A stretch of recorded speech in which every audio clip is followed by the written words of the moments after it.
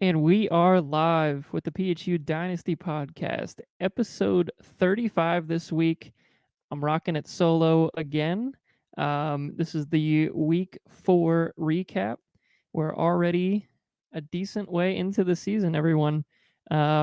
We have had quite a few interesting games over the last couple of weeks, but this last week was there's some barn burners out there.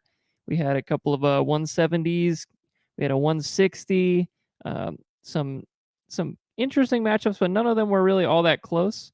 Um, Maybe with the exception of the Bombers and Lake Lure Long Gamers game, but we'll talk about that in a little bit here.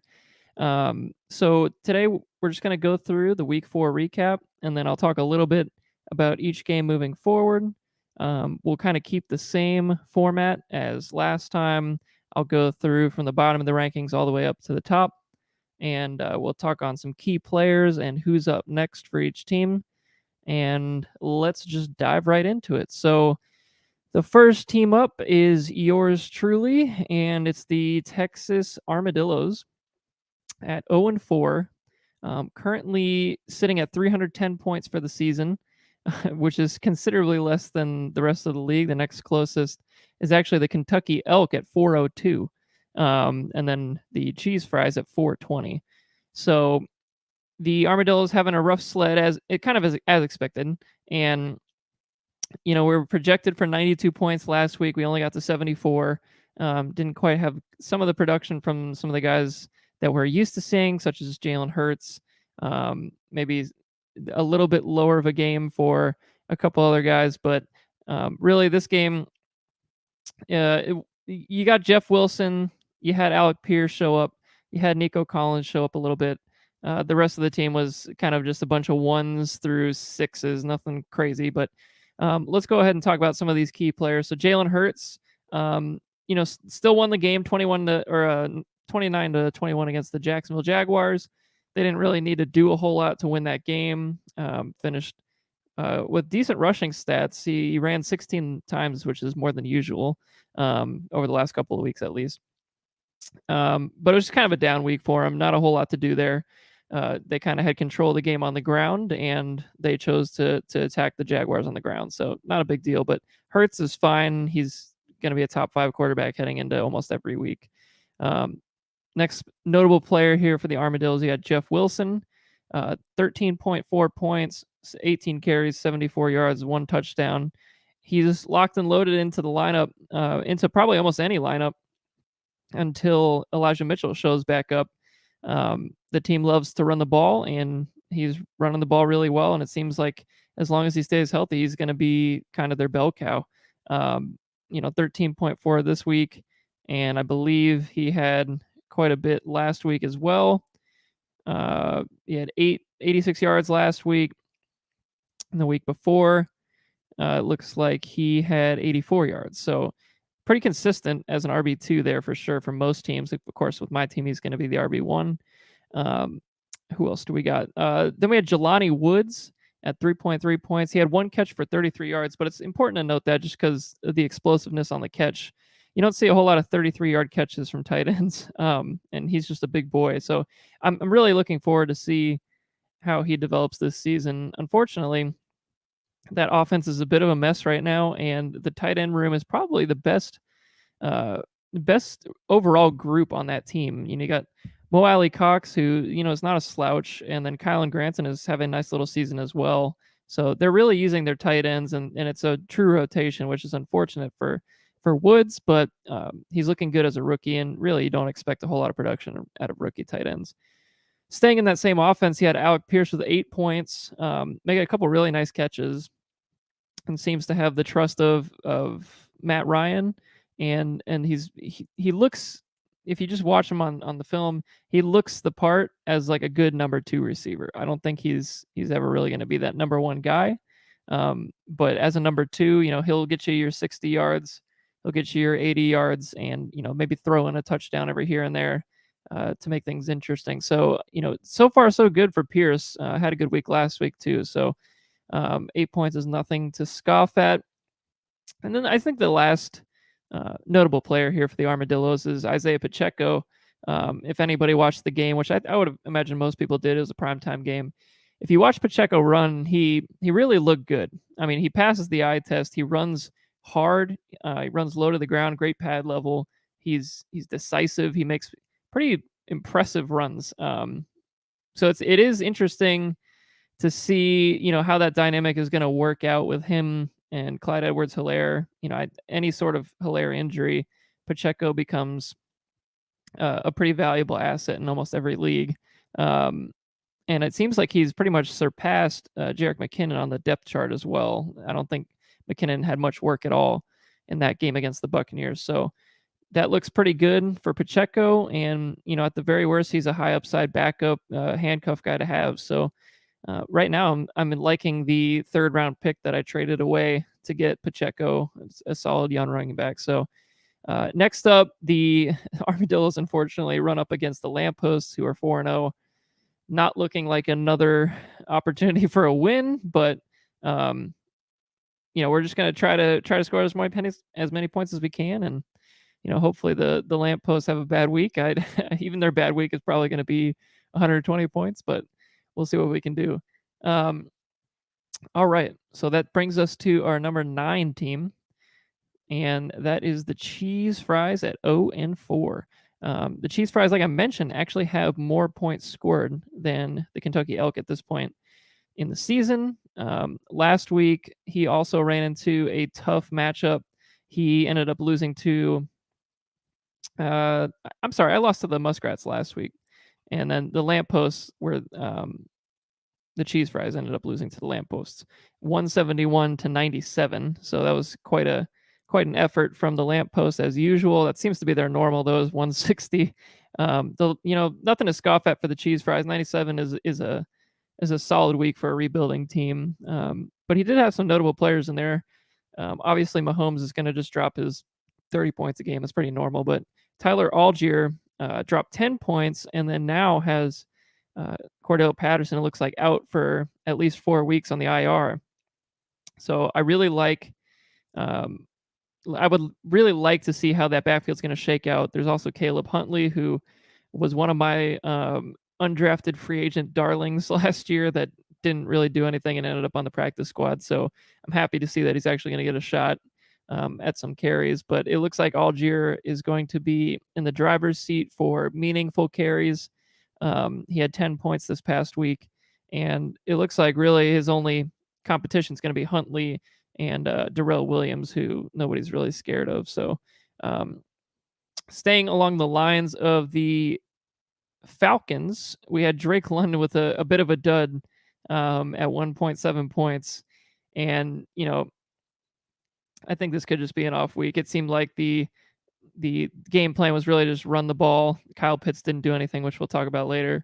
Either it just was not a winning day for the passing attack for the Falcons. They just wanted to win on the ground. So probably just a flash in the pan, 1.7 here. I don't see that happening too often for London. And then lastly, for the Cheese Fries, another notable player is Jahan Dotson, who put up 10 points again. Dotson, frankly, has been the biggest rookie surprise for me this season. I wasn't expecting hardly anything right out the gate from him, to be honest with you. But he has had 15 points, 13 points, 1 point. So he did have the dud against the Eagles, and then goes back to 10 this week. So right now he's the overall wide receiver 17.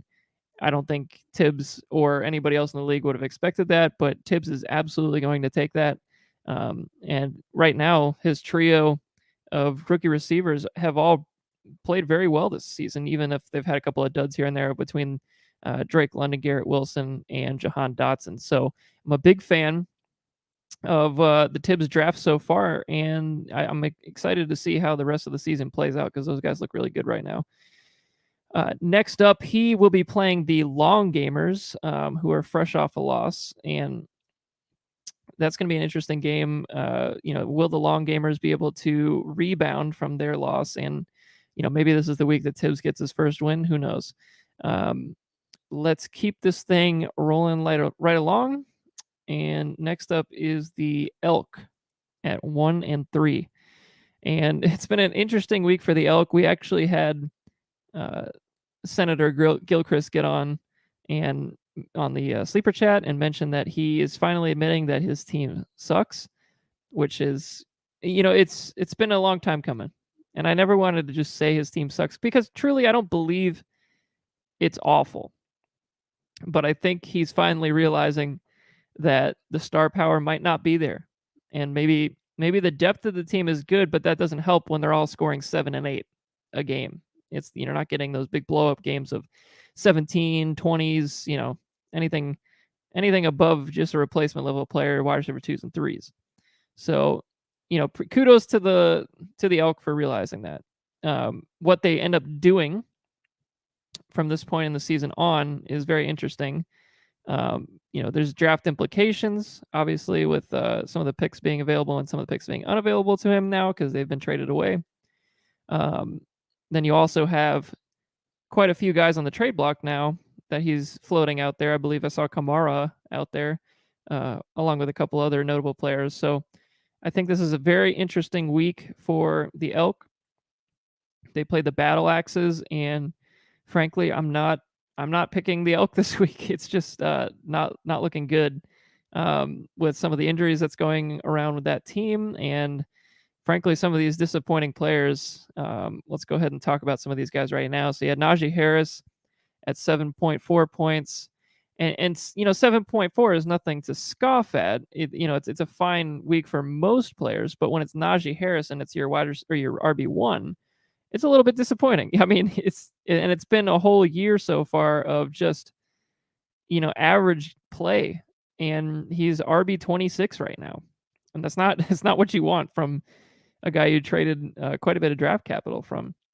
He started the year with week 1, 8.6 points, 8.9 points, 10 points, and 7 points, and it's just not good enough. And I can tell you, and I think everybody in the league understands this, that the Elk were really, really relying on, another top 5 wide receiver or running back year from Harris this year to kind of steady the ship while Kamara had his issues potentially with the suspension that never really happened, along with some of these other RBs on his team that really just don't have that star power. This was supposed to be the guy.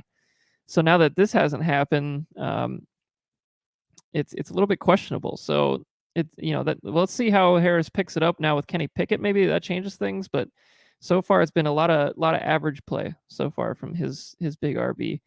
Amari Cooper had an absolute stinker of a game at 0.9 after having a huge week the week before, so that was quite interesting. And I also think that that's going to be kind of the norm for the next 6 weeks with Brissett at the helm.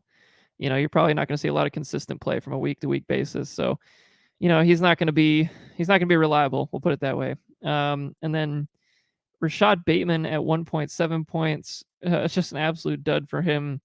And that was a guy too that we talk about, towards the beginning of the season that, the Elk was really hoping to vault into that next level of wide receivers. Right now he's wide receiver 32.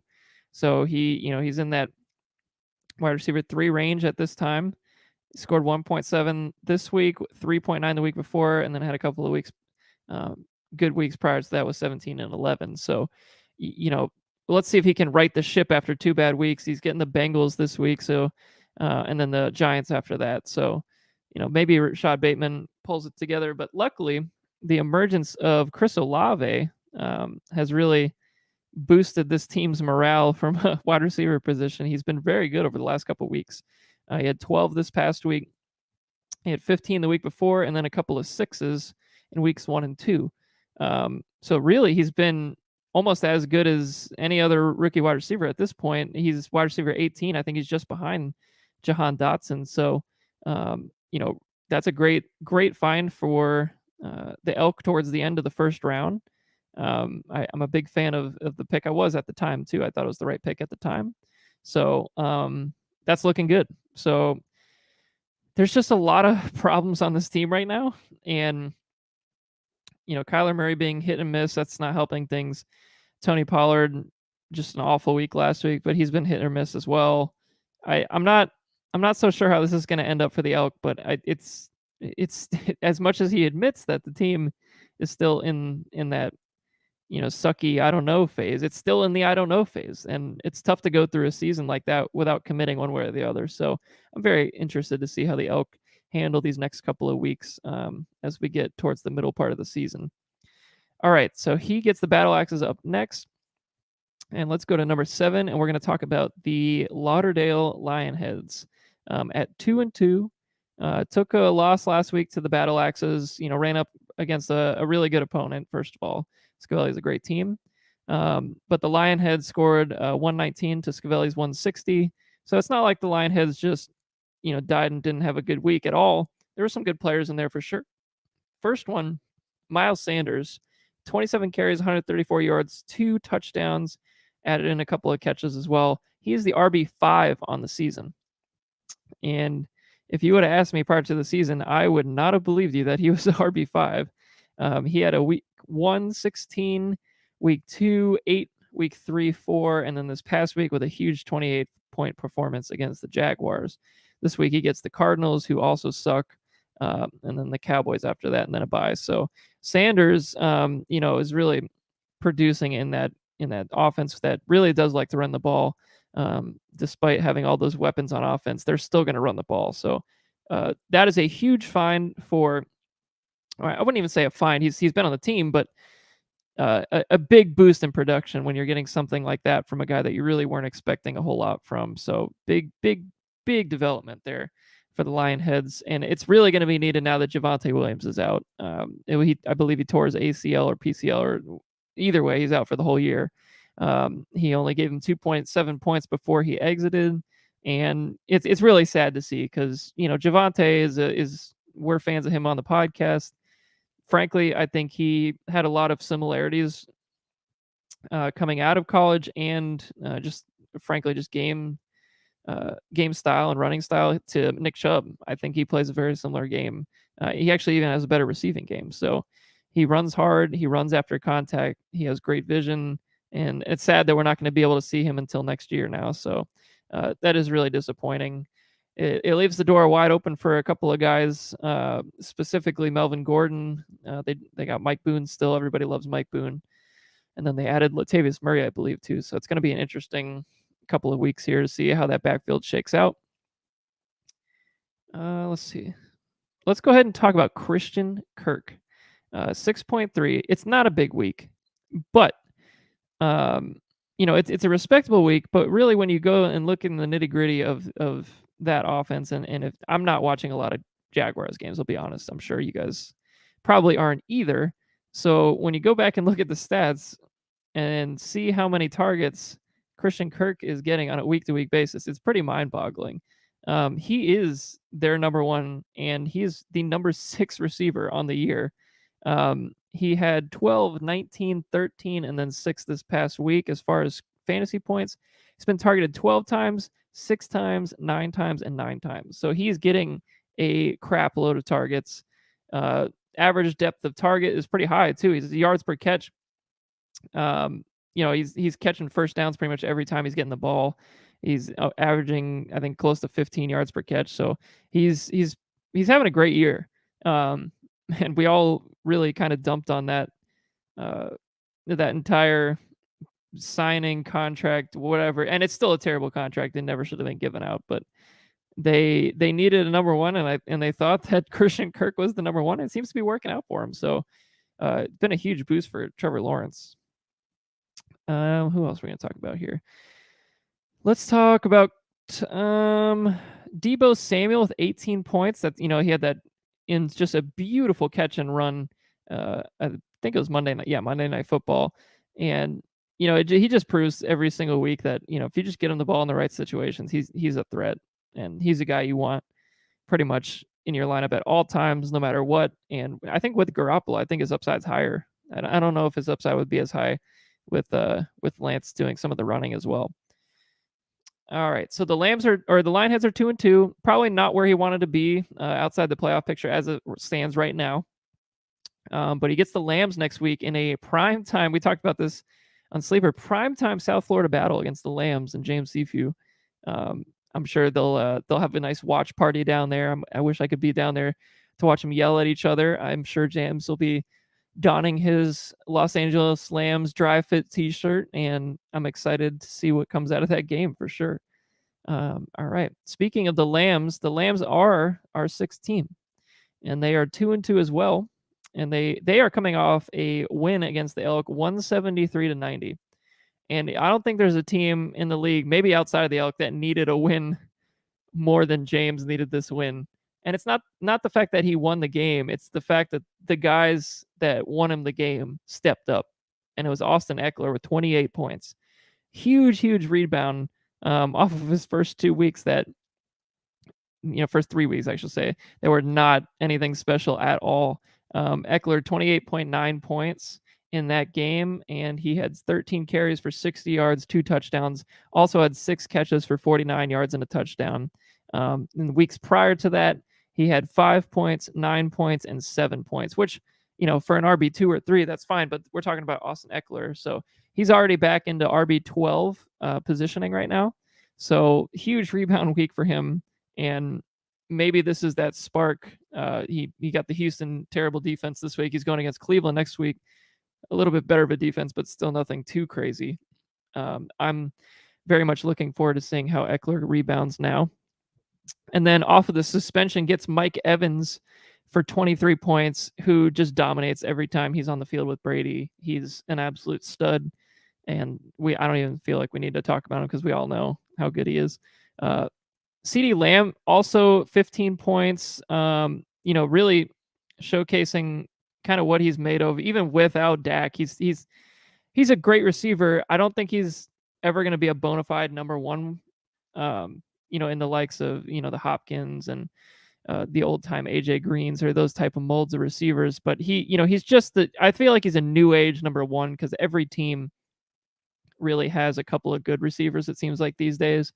And it's more of like a 1A, 1B thing. And I think he's a fine 1A for a team that has a good 1B. I just don't know if they have the 1B right now. Gallup is coming back, but he's going to take a minute to get going. CeeDee Lamb last week, 6 catches, 8 targets, 97 yards, and a touchdown. He's the wide receiver 14. And it was really the slow start against the Bucs. He had 2.9, but then rebounded and got 8, 14, and then 15 this week. So he's stepping up quite a bit. And then potentially could get Dak back in the near future. I'd imagine it'd be week 6. I don't think they're going to rush him back. And there still could be a quarterback controversy with him and Pooper Flush, as we're calling him out here. He's been really good, Cooper Flush. Flush Rush. I got that stuck in my head now. He's been solid, and Jerry loves a good controversy. So I would not be surprised, if they just keep winning, that Jerry just drums up the controversy, even though we all know that Dak should be the one playing. But, maybe ride the hot hand, see what happens.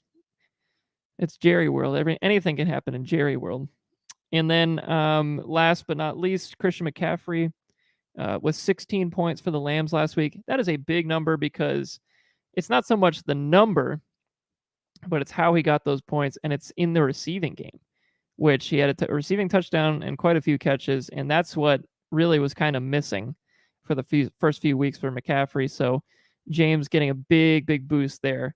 And it's all these guys, and even Mixon had a good week last week, point wise. So, it's all the guys that James needed to rebound and start playing well. They really did. And they picked a good time to do it, because now these guys are starting to get hot, and he's playing the good core teams. Not, I hate to say it, the Elk are not a core team right now in this league. So he's going to get the Lionheads this next week, and that's going to be a test to see who gets to 2-3 or 3-2. So I'm looking forward to it.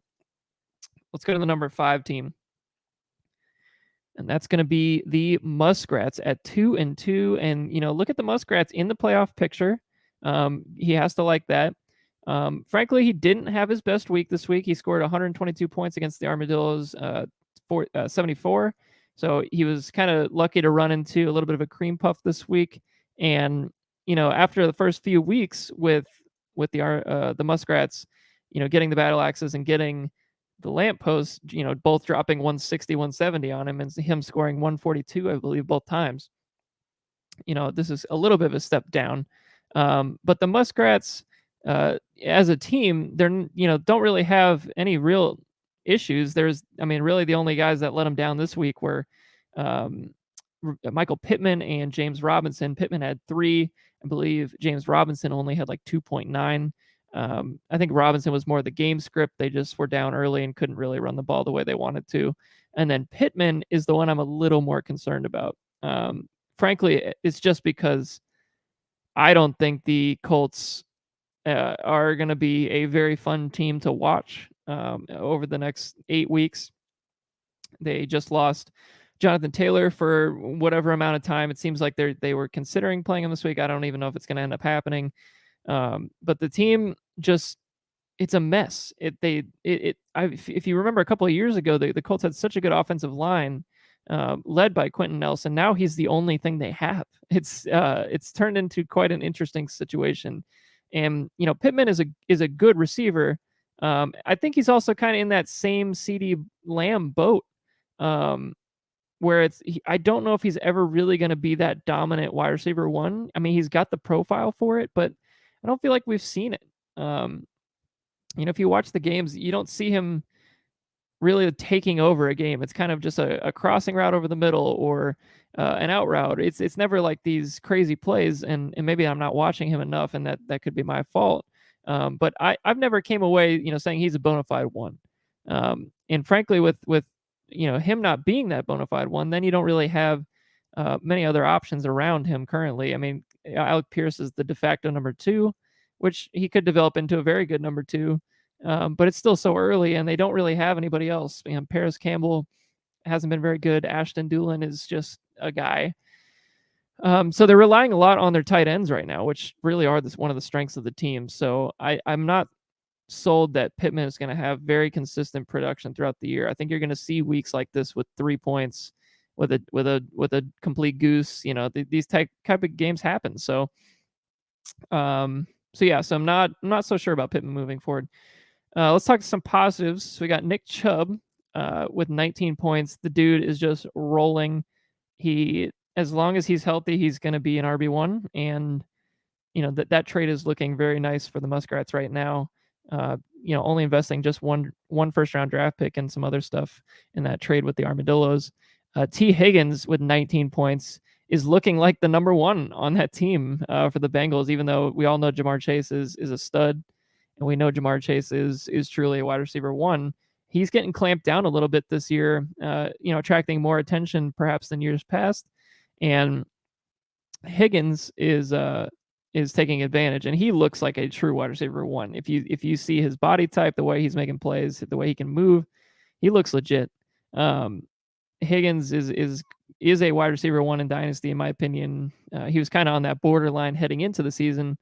I think he's kind of put himself in that spot now. So speaking of good young players, Breece Hall having quite a great week with 13, but more importantly, Breece Hall had quite a few carries, which the workload split between him and Carter was very interesting. It was 17 carries to 9 carries.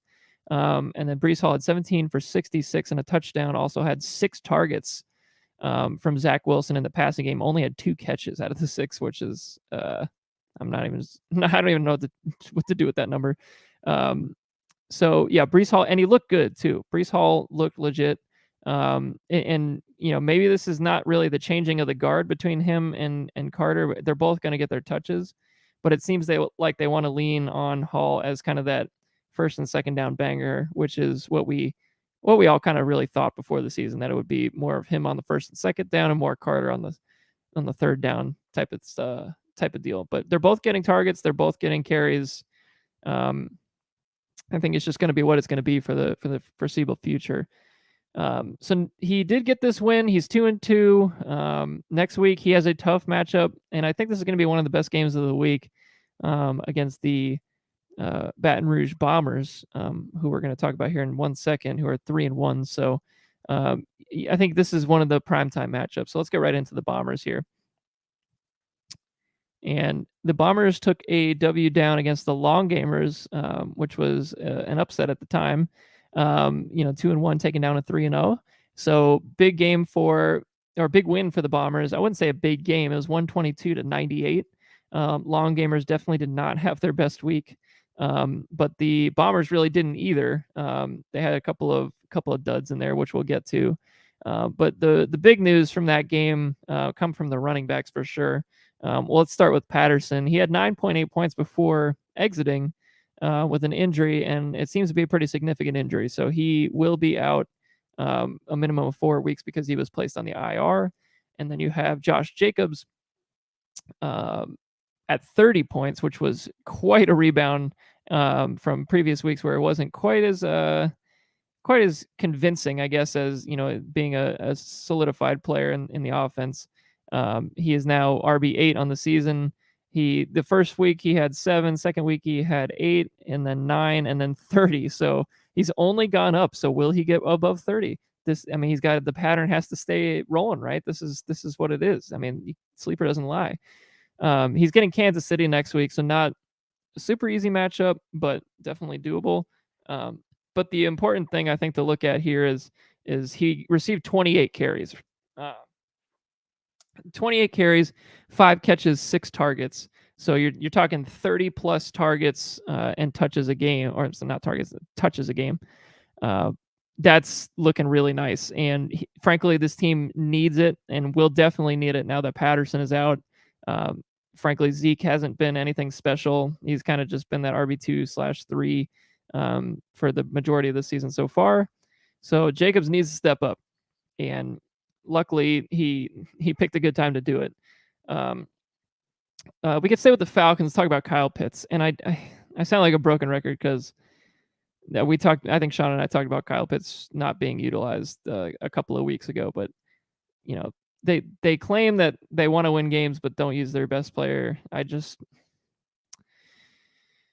frustrating. It's frustrating. I want to see, and it sucks as a fan too, because I want to see Kyle Pitts do Kyle Pitts things, and it feels like he's never put in the positions to do it. I feel like a perfect way to use Kyle Pitts would be, the team has a mobile quarterback, Marcus Mariota. He is perfect for the bootleg game. If they could find a way to just, write a couple of plays in their playbook that are play action, bootleg type plays where you get, a release at the line and Kyle Pitts coming over the middle on a bootleg pass, and then let him do his thing, which is running after the catch like a gazelle, that would work. And I'm not a coach, and I'm not I'm not doctor, I'm not anything. But I can tell you right now that would probably work. I feel like that, and I haven't seen that done one time in 2 years of Kyle Pitts. It's so sad for Atlanta fans. But he's so good. You have to keep him in the lineup. You can't take him out, and it sucks for the Bombers too because they draw. I think Hawkinson was on the bench with 30 points or something like that. So that's unfortunate. But I just don't think you could bench Pitts. Because when he does erupt, you're gonna feel awful. But right now, I don't even think he's in. Geez, let's look at where he's ranked. Apologize for the lack of preparation here, but once I get in Kyle Pitts, anything could happen. Let's see. He only had 4 targets. That's wonderful. 1 catch for 4 targets. He's tight end 22 on the year, folks. 22. Week 1, 1.9 points. Week 2, 1.9 points. Week 3, 87 yards for 8.7 points. Okay, fine. Last week, 2.5 points, 1 catch. So you had in 3 of the games out of the 4, he's combined for 5 catches. It's just not enough. I don't even want to talk about it anymore. Anyway, sorry. I feel bad for the Bombers because this is not what he thought, and I don't see any way it gets better unless they just decide, hey, we're just going to start throwing the ball now. So he gets the Muskrats coming up here next, and I guess we can quickly mention Marquis Brown too had a nice little week with 14 points, which was one of his top scorers, even though the team didn't really perform entirely that great. 122 is a solid week, but it's not great. Sometimes not a winning week in this league. I think usually 130 to 140 will get it done, unless you're going up against the Dan Scavellis of the world. But 122 can win it when you're playing some lowly teams, so you never know. Muskrats coming up, as we talked about earlier. I think that's got to be one of the best games of the week. I'm very much looking forward to that. I believe I went against my usual pick of the Bombers. I think I picked the Muskrats in the game. So I'm sorry for that, Justin, in advance, but you got to do what you got to do to stay ahead of those pick'em games. So I'm just going with the gut there. Let's go to number 3 on the standing list, and that is the Battle Axes at 3-1, coming off a sizable win versus the Lionheads at 160 to 119. And this, I feel like the big story of the week was getting Brady to kind of become Brady again for his team. This team was banking on Brady and Russell Wilson as his top 2 options, and leading up to this week, there was a whole lot of nothing from both guys. So I think both were outside the top 20 at the quarterback position. So, this is a huge week, 32 to kind of regain form, and I feel like a lot of that was expected. With Brady getting his big weapons back, and I think they had to throw quite a bit because the fact that they were down like 30 to whatever early in the game. So that's what we need Brady to do for the Battle Axes to really win this championship, because it doesn't seem like Russell Wilson's going to bounce out of it, to be honest with you. So I'm more bullish on Brady being the guy for this team moving forward. We have a couple of Williamses that really played well this week. So obviously Mike Williams does not appear to be a checks in the bank situation. So I can definitively say I'm wrong. It seems like he's in the top 15 every single week. So good for him there. Jamal Williams dropping a 23 burger. Without DeAndre Swift, he looks like he is the guy for sure. Craig Reynolds barely had any touches, so I don't think you have to worry about any sort of like running back by committee now that Swift is out. So Jamal Williams is a locked and loaded RB2 in the best offense in the league, the Lions. I still can't believe that. I mean, if the Lions defense was just awful instead of embarrassing, oh my God. I mean, I feel so bad. I feel so bad for Dan Campbell, because it's just the one thing goes right and then the other thing just goes so bad. I hope the Lions figure it out, because I love Dan. Who else we got to talk about? Oh, the big 2 running backs. How could I forget? Derrick Henry, 21 points this week. Saquon Barkley, 17 points this week. That is what Scavelli expects from these 2 guys, and that is the driving force of this Battle Axes team. He needs these guys to play well. He also has Aaron Jones in the flex spots on top of some other good backs. So I mean, this is a strong running back room right now, especially with Jamal Williams dropping 20 burgers. The Battle Axes are looking like they're in excellent position to continue the success that they've seen already.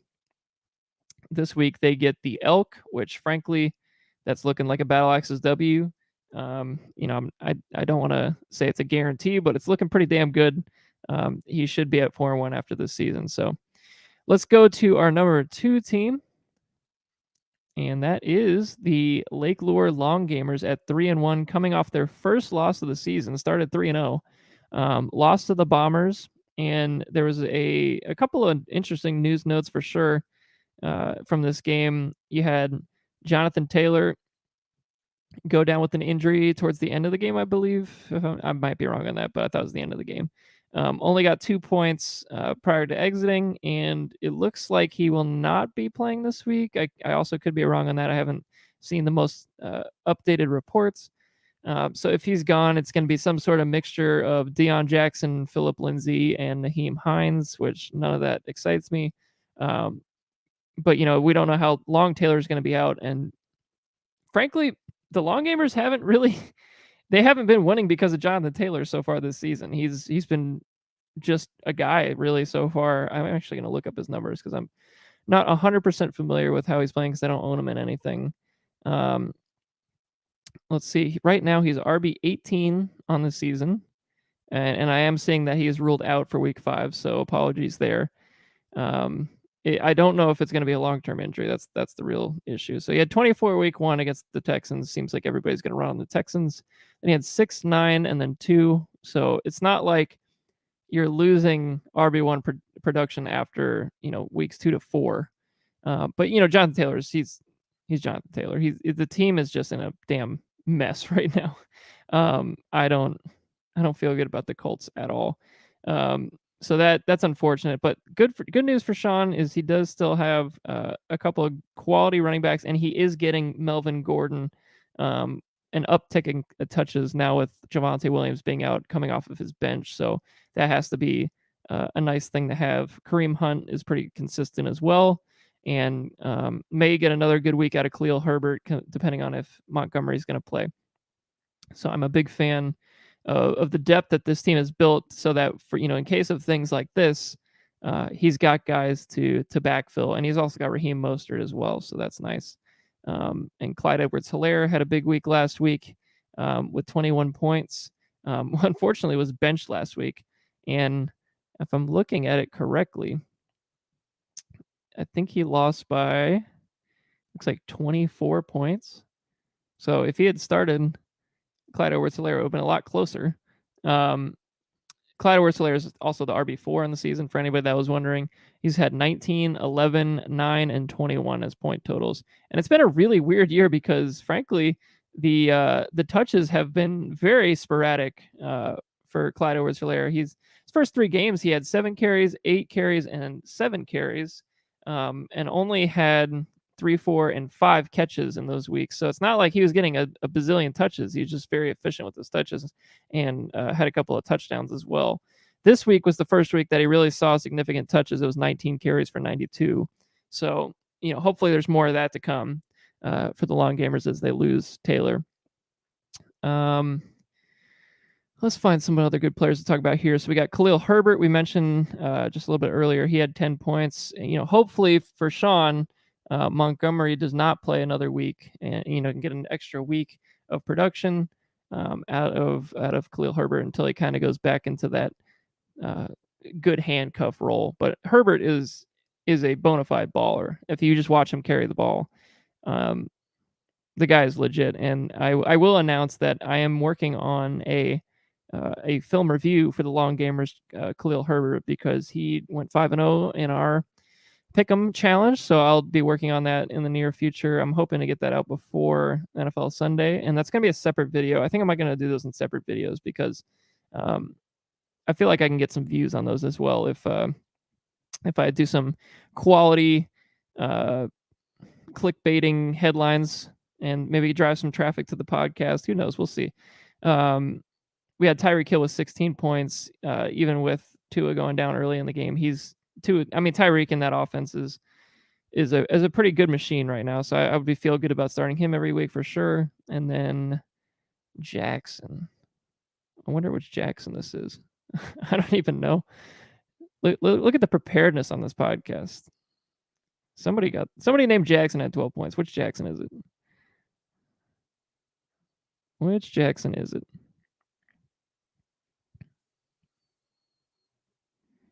This is embarrassing. I don't even know. I didn't do the research. I should have put first names in. Jackson. Oh, Lamar Jackson. Holy crap, what an idiot. Lamar Jackson. I saw the 12-point total here on the bottom, and I was like, there's no way that's Lamar Jackson scoring 12. But he did score 12. I was thinking of some other Jackson.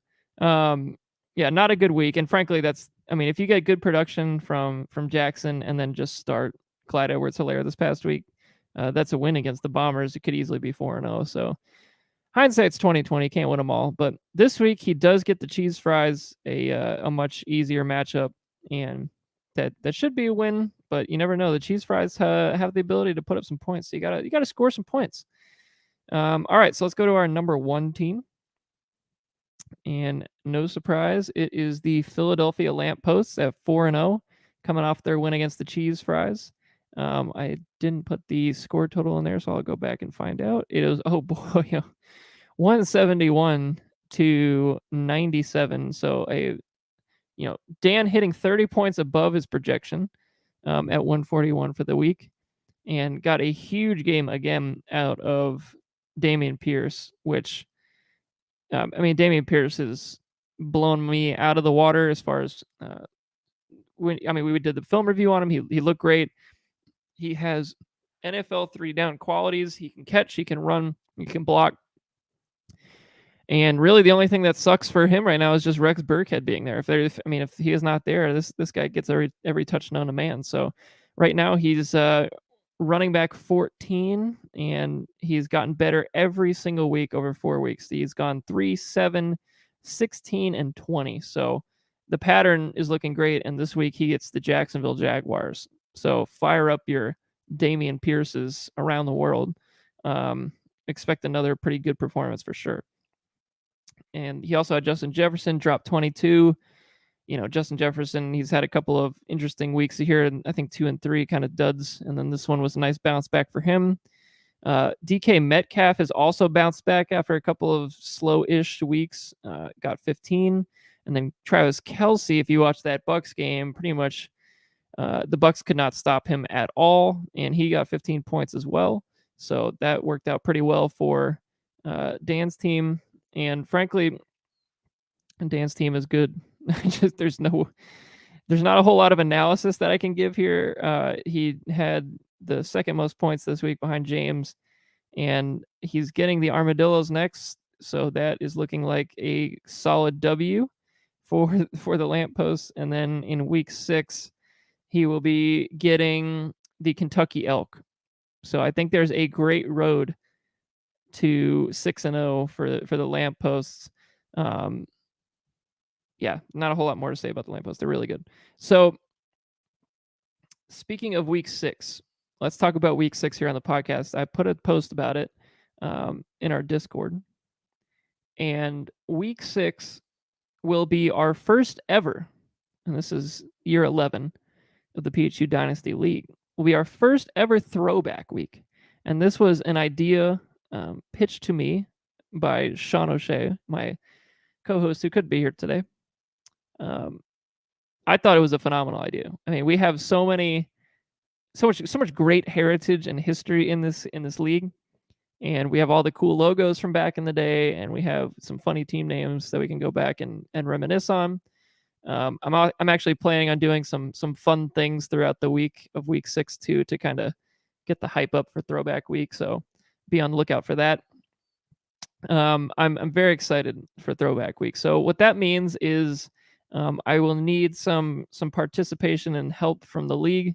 I will need you to download your old logo from the Discord page. I've made a tab for that called Throwback Logos, and you can get it from there and just save it to your phone or save it to your desktop or however you want to do it.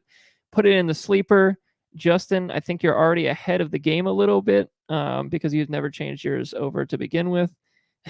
So actually, if you still could do the throwback logo, it's the helmet logo. I'm trying to get everybody to use their helmet logo from back in the day. And that was from the 2013 draft. So that'll be fun.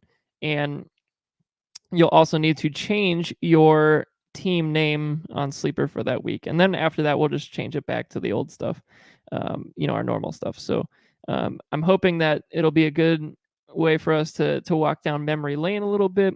And those matchups look pretty fun as well. We're going to have a Battle Axes versus Hurricanes, so Battle Axes Bombers. And then we're also going to have a Lambs versus Honey Badgers. So not the Los Angeles Lambs, but the St. Louis Lambs against the Honey Badgers instead of Long Gamers.